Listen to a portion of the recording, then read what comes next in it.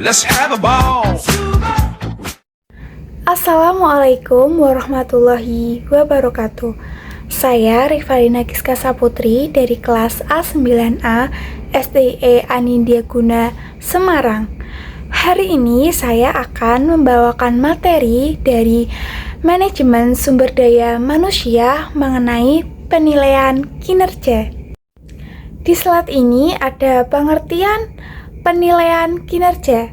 Yang pertama, manajemen kinerja adalah suatu proses berorientasi tujuan yang diarahkan untuk memastikan bahwa proses-proses organisasi yang ada pada tempatnya guna memaksimalkan produktivitas para karyawan, tim, dan akhirnya organisasi itu sendiri. Di dalam manajemen kinerja ada dua komponen, yaitu yang pertama ada pengukuran dan umpan balik kinerja, yang kedua ada komponen imbalan dan kompensasi total.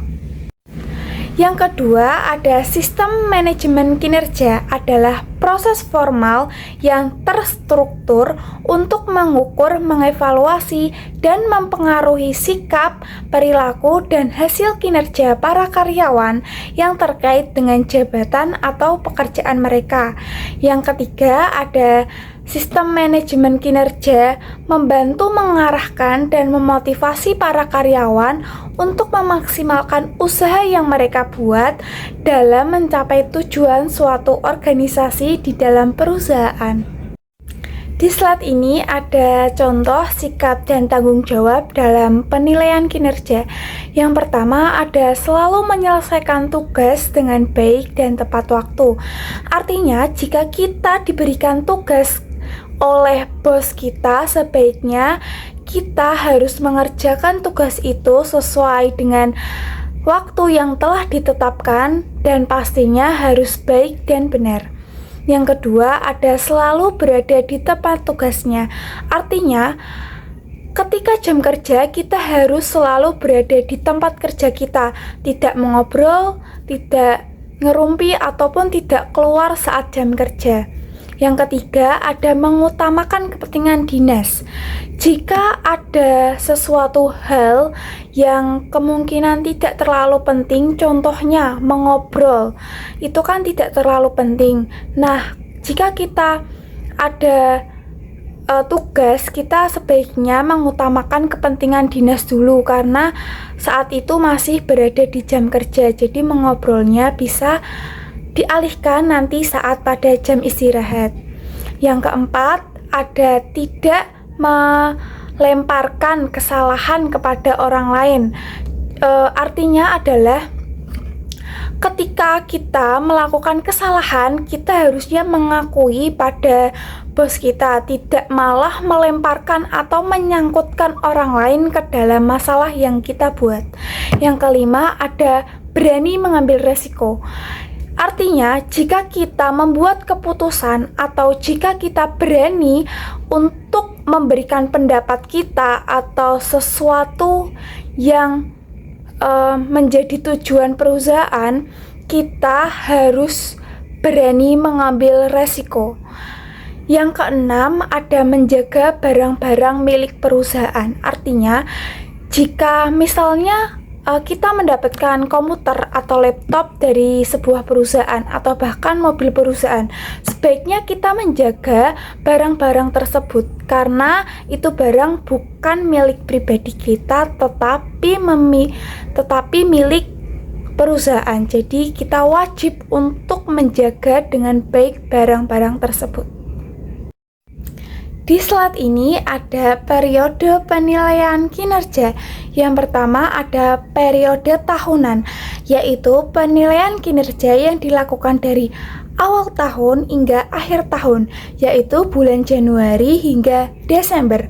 Yang kedua ada periode triwulanan, yaitu penilaian kinerja yang dilakukan setiap 3 bulan sesuai dengan kalender fiskal atau fiskal. Yang ketiga ada dua periode, yaitu penilaian kinerja yang dilakukan dalam 2 periode, yaitu Januari hingga Juni dan Juli hingga Desember. Yang keempat, ada evaluasi kinerja tahunan, yaitu penilaian kinerja yang dilakukan setiap akhir bulan Desember tahun berjalan dan paling lambat akhir Januari tahun berikutnya. Di slide ini ada metode-metode penilaian kinerja. Seharusnya dalam metode-metode penilaian kinerja ada banyak sekali metodenya. Tapi yang saya tampilkan di sini ada 3 metode saja, yaitu yang pertama ada metode penilaian umpan balik 360 derajat. Dalam metode ini, orang-orang di sekitar karyawan yang dinilai bisa memberikan nilai, termasuk manajer, senior, karyawan itu sendiri, atasan, bawahan, anggota tim, ataupun pelanggan internal maupun eksternal. Yang kedua ada metode skala penilaian, yaitu menilai karyawan berdasarkan faktor-faktor yang telah ditetapkan. Yang ketiga ada metode insiden kritis, yaitu metode penilaian kinerja yang membutuhkan pemeliharaan dokumen-dokumen tertulis sampai tindakan-tindakan karyawan yang sangat positif maupun yang sangat negatif.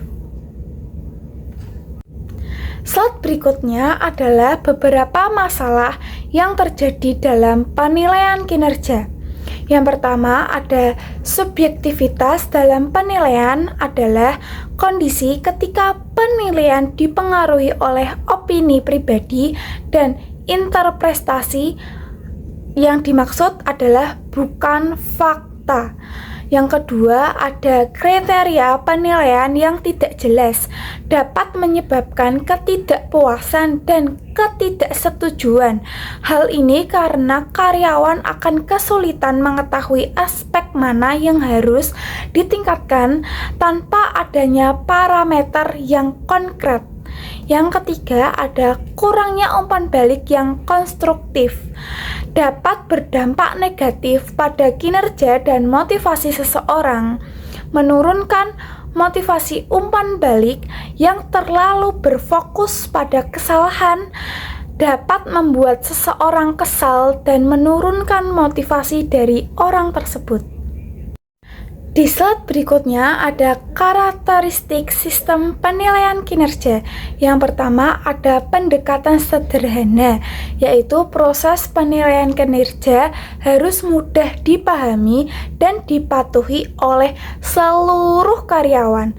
Yang kedua ada standar performa kinerja, yaitu perusahaan harus memiliki standar performa kinerja yang dapat dijadikan tolak ukur dalam penilaian kinerja seluruh karyawan.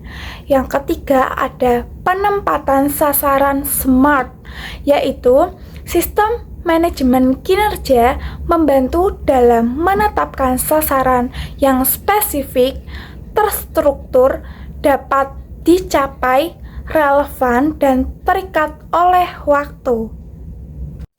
Di slide berikutnya ada kegunaan penilaian kinerja. Yang pertama, untuk membuat keputusan. Penilaian kinerja dapat membantu sebuah perusahaan membuat keputusan yang tepat seperti promosi, pemberhentian, dan peningkatan upah.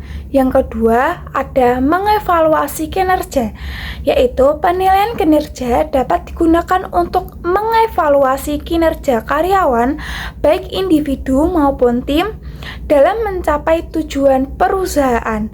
Yang ketiga, ada meningkatkan kinerja, yaitu penilaian kinerja dapat mendorong karyawan untuk meningkatkan kinerja mereka semua di suatu perusahaan tersebut. Di slide ini dan selanjutnya adalah pertanyaan, yaitu ada 5 soal dan 5 jawaban. Pertanyaan pertama adalah, apa yang terjadi jika tidak ada penilaian kinerja? Jawabannya, terlalu jarang melakukan evaluasi bisa jadi hal yang sangat kurang baik. Ini membuat para karyawan bisa tidak tahu tentang kekurangan mereka, masalah terhadap kinerjanya, tentunya ini dapat menghambat suatu kemajuan perusahaan dan bisa jadi menurunkan motivasi para karyawan. Pertanyaan kedua, aspek apa saja yang menjadi hambatan dalam penilaian kinerja pegawai? Jawabannya adalah ada 4 kriteria yang perlu diperhatikan. Yang pertama validity, yang kedua agreement, yang ketiga realisme, yang keempat adalah objectivity. Pertanyaan ketiga, apa kerugian dari penghapusan penilaian kinerja? Jawabannya adalah penurunan kinerja karyawan sebesar 10% atau 95%. Manajer melaporkan bahwa mereka mengalami kesulitan mengelola karyawan secara efektif. Penurunan kualitas percakapan kinerja sebesar 14%. Penurunan kepuasan karyawan terhadap karyawan berprestasi sebesar 8%. Pertanyaan keempat, apa saja manfaat penilaian kinerja untuk perusahaan? Jawabannya adalah yang pertama, meningkatkan produktivitas. Yang kedua, meningkatkan relasi manajer dan karyawan. Yang ketiga, ada membantu mengidentifikasi bakat baru. Pertanyaan terakhir yaitu pertanyaan kelima, mengapa harus ada penilaian kinerja? Jawabannya adalah penilaian kinerja dapat memberikan kesempatan kepada karyawan untuk lebih loyal bagi perusahaan, namun mereka tetap merasa senang dan dihargai. Tidak hanya itu, evaluasi kinerja dapat memberikan keuntungan, khususnya jika tujuan pertama karyawan adalah kesehatan suatu bisnis perusahaan. Tak terasa kita sudah di akhir slide, yaitu slide penutup. Inilah presentasi materi dari saya, Revalina Giska Saputri, untuk materi penilaian kinerja pada mata kuliah Manajemen Sumber Daya Manusia. Sekian, terima kasih.